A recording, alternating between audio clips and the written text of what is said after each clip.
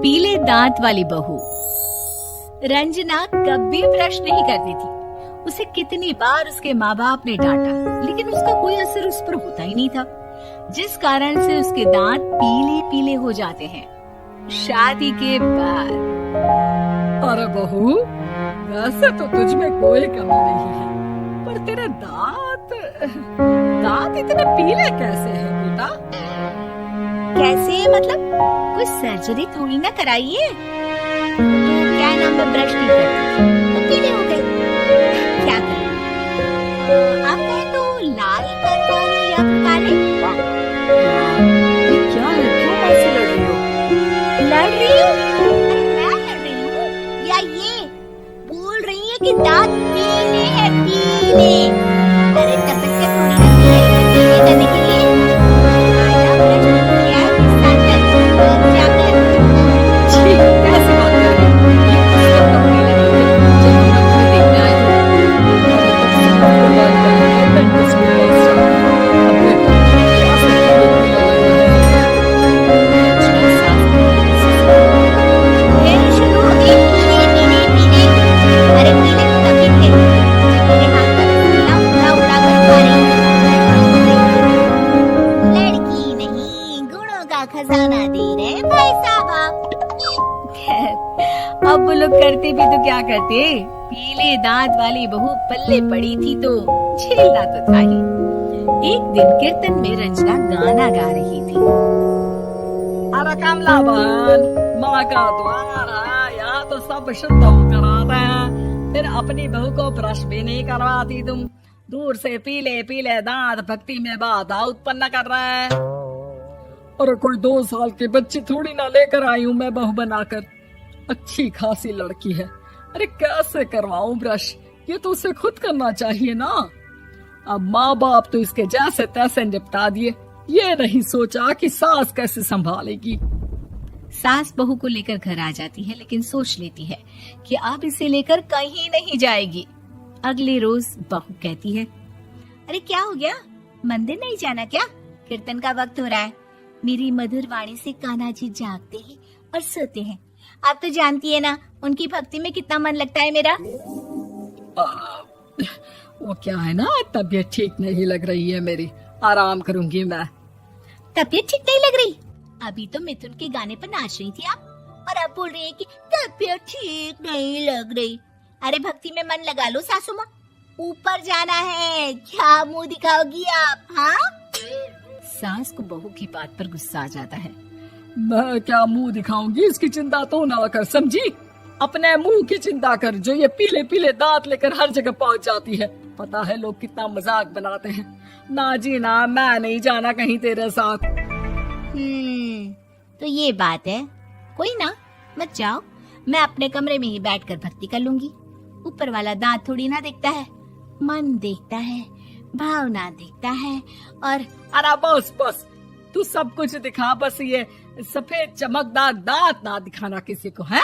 जा यहाँ से। बहू को सास की बात का कोई फर्क नहीं पड़ता। वो तो जैसी थी वैसी ही रह जाती है। सुबह नहाकर किचन में खाना बनाना, फिर खाना खाना, कीर्तन भजन करना और सो जाना। एक दिन, माँ जी मैं सहेली के घर जा रही हूँ, शाम को लेट आऊंगी। हाँ, तो जाना, मैंने कौन सा तेरी आरती करनी है घर पर बैठकर। रंजना सहेली के घर जाती है, जहाँ वो पार्टी में जाने की तैयारी कर रही होती है। अरे शिखा, कहाँ जाने की तैयारी कर रही है? मैं गलत वक्त पर आ गई क्या? अरे नहीं यार, उल्टा सही वक्त पर आई है। मैंने ये साड़ी और ज्वेलरी निकाली है यार, शाम को इनके ऑफिस की एक पार्टी में जाना है। बताना कैसा लग रहा है ये सब? नहीं यार, इस ड्रेस के साथ तो वो वाली ज्वेलरी अच्छी लगेगी। हाँ सही बोल रही है, मैंने ध्यान ही नहीं दिया। वैसे तो हमेशा से मस्त फैशन सेंस रखती है। तो बड़ा जाती होगी ना पति के साथ पार्टी में। रंजना कुछ नहीं बोलती, बस सोचती है कि यार काश ये बात सही हो जाती। पर मैं क्यों नहीं जाती पार्टी में? क्या इन लोगों की कोई पार्टी होती नहीं होगी? रंजना घर आती है और रात में पति से सवाल करती है, एक बात बताइए, आप मुझे किसी पार्टी में क्यों नहीं ले जाते? क्या आपके यहाँ ऑफिस में पार्टी नहीं होती? पति बेचारा क्या कहता कि दांत पीले हैं तुम्हारे इसलिए। अरे कोई पार्टी होती नहीं हम लोगों के ऑफिस में, तो कहाँ से लेकर जाऊं? और मार्केट, मॉल, कहीं वीकेंड घूमना, कहीं तो। अरे यार सारे हफ्ते में एक छुट्टी मिलती है, तो सोचता हूँ कि आराम ही कर लूं। क्यों? रंजना मन मार के रह जाती है। पहले कभी सास के साथ मंदिर जाया करती थी, लेकिन वो भी सास ने ले जाना बंद कर दिया। घर बैठी बैठी रंजना बोर हो जाती है। तभी उसे आइडिया आता है और वो मायके जाने का सोचती है। सासू माँ, 2 दिनों के लिए मम्मी के घर जा रही हूँ। अच्छा अच्छा ठीक है, आराम से जा। और हाँ, माँ से कुछ अच्छी आदत सीख कर आना कि कैसे शरीर के हर भाग की तरह दांतों की सफाई भी जरूरी होती है, समझी? शुरू हो गई ना आप। वो लोग आपकी तरह नहीं है कि छोटी छोटी बात का बतंगड़ बना दे। उन लोगों के लिए मैं मायने रखती हूँ, ना कि मेरे पीले पीले दांत। रंजना माँ को बिना बताए उन लोगों को सरप्राइज देती है, लेकिन जैसे ही वो दरवाजे पर पहुंचती है, अंदर देखती है कि घर वाले कहीं जा रहे होते हैं। अब माँ, काश रंजना दीदी के दांतों वाली प्रॉब्लम नहीं होती, तो वो भी हम लोगों के साथ चलती ना बुआ जी की बेटी की शादी में।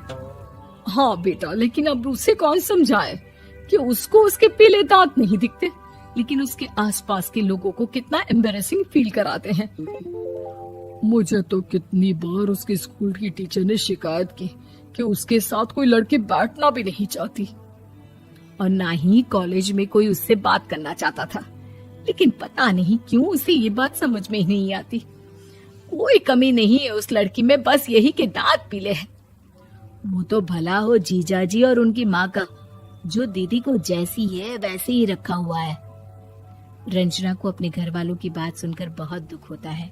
वो सोचती है कि वो क्या करे, लेकिन फिर वो सीधा डेंटिस्ट के पास जाती है, अपने दांत चमकाती है और कसम खाती है कि वो रोज ब्रश करेगी।